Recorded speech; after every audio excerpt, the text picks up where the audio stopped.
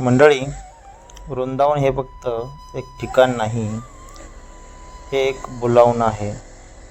जोपर्यंत भगवान श्रीकृष्ण आणि राधाराणी स्वतः आपल्याला बोलवत नाहीत, तोपर्यंत इथे कोणीही पोहोचू शकत नाही. आणि आज मला ते बोलावणं आलं होतं, म्हणूनच आज मी निघालो आहे वृंदावनच्या दिशेने. पुण्यातील खार्डी येथून माझ्या यात्रेला सुरुवात झाली.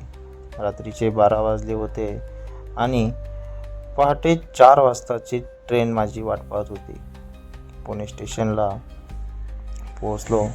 थोडी शांतता, थोडी धावपळ आणि मनात एकच विचार, कृष्णा, तूच बोलावलंयस ना? ट्रेन आली आणि सुरू झाला वृंदावनच्या 24 ते 25 तासांचा प्रवास.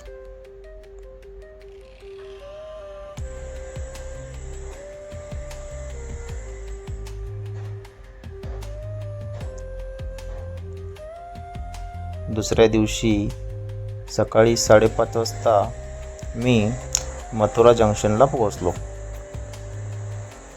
संपूर्ण परिसर धुक्याने झाकलेला. तापमान असेल 7 ते 8 अंश. अंगावर काटा आणणारी थंडी. पण मन मात्र गरम होतं, कारण मी उभा होतो भगवान श्रीकृष्णाच्या जन्मभूमीवर.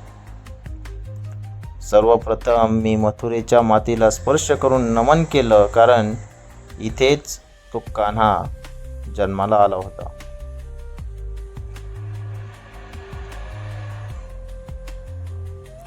मथुराहून वृंदावनला जाण्यासाठी इथे सहज ई-रिक्षा मिळतात, फक्त 40 ते 50 रुपयांमध्ये.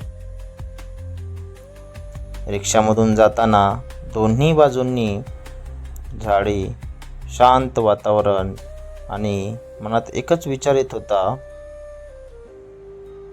इथूनच कधीतरी कृष्ण धावत गेला असेल, इथूनच गोपाळांबरोबर फिरला असेल आणि काही वेळातच मी पोहोचलो वृंदावनमध्ये.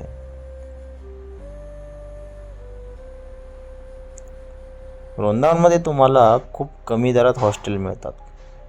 मीही अशाच हॉस्टेलला पोहोचलो. थोडा फ्रेश झालो आणि वेळ न दवडता निघालो बाके बिहारी लालच्या दर्शनासाठी. वृंदावनमधील बहुतांश मंदिरांचा वेळ हा सकाळी 6 ते दुपारी 12-12:30 वाजेपर्यंत आहे.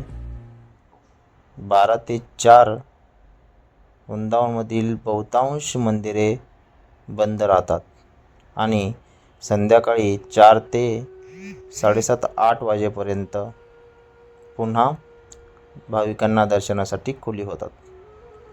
म्हणूनच सकाळचा वेळ खूप महत्त्वाचा असतो.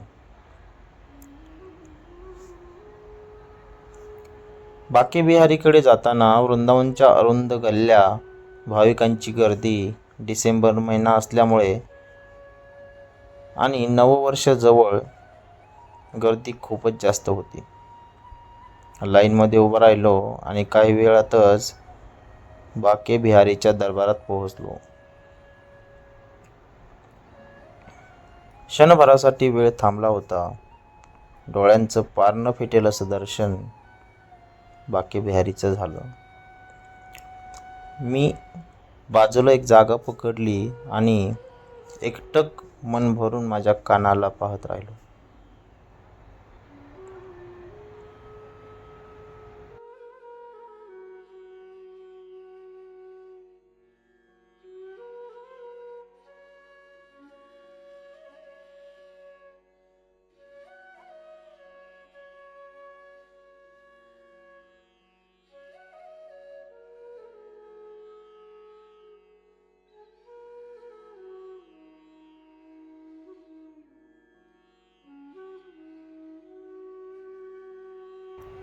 त्यानंतर बाके बिहारीनंतर शेजारच्या असलेल्या राधा स्नेह बिहारी मंदिरात मी गेलो.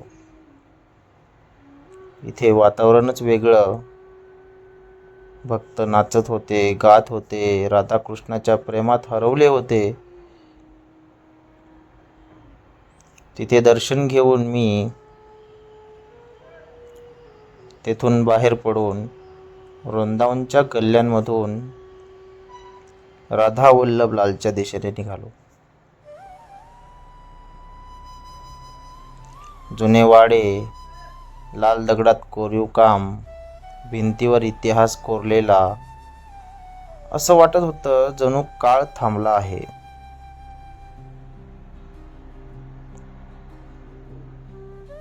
राधा वल्लभलालचं दर्शन खूप शांत, खूप प्रसन्न. इथे राधाराणीला कृष्णापेक्षा अधिकच महत्त्व दिलं जातं. ही इथली खासियत आहे.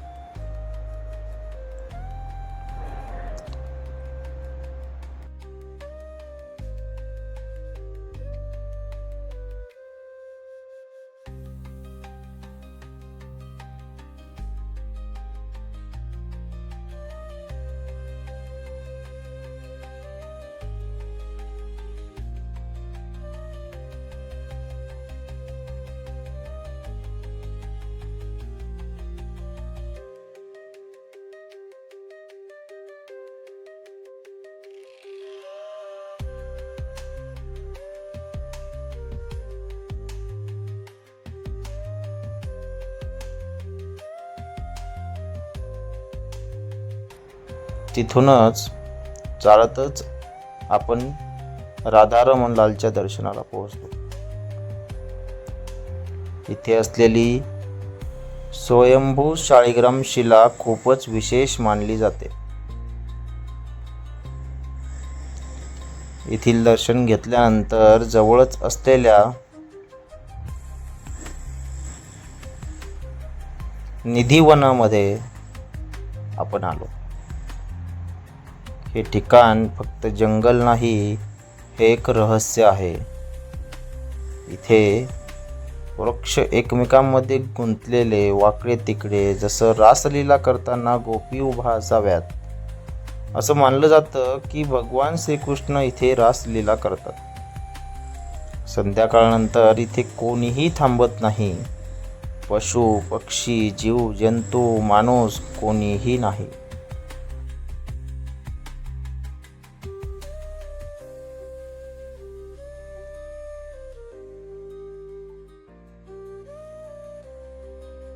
आणि ज्यांनी थांबायचा प्रयत्न केला त्यांच्या समाध्या आजही इथे आहेत.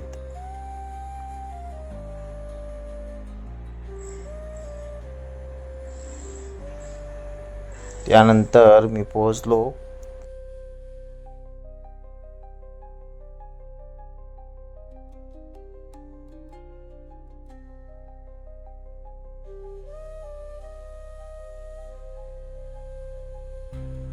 केसी घाटावर. पुराणांनुसार केसी नावाचा राक्षस घोड्याच्या रूपामध्ये कृष्णाला मारण्यासाठी आला होता. पण भगवान श्रीकृष्णांनी त्याचा वध याच ठिकाणी केला, म्हणूनच या घाटाला केसी घाट असं नाव पडलं. आजही इथे यमुना मातेचं दर्शन घेताना एक वेगळीच शांती मिळते. मित्रांनो, ही गोष्ट इथेच संपत नाही. वृंदावनमध्ये अशी खूप ठिकाणं आहेत जिथे गेल्यावर शब्द थांबतात आणि फक्त अनुभूती उरते.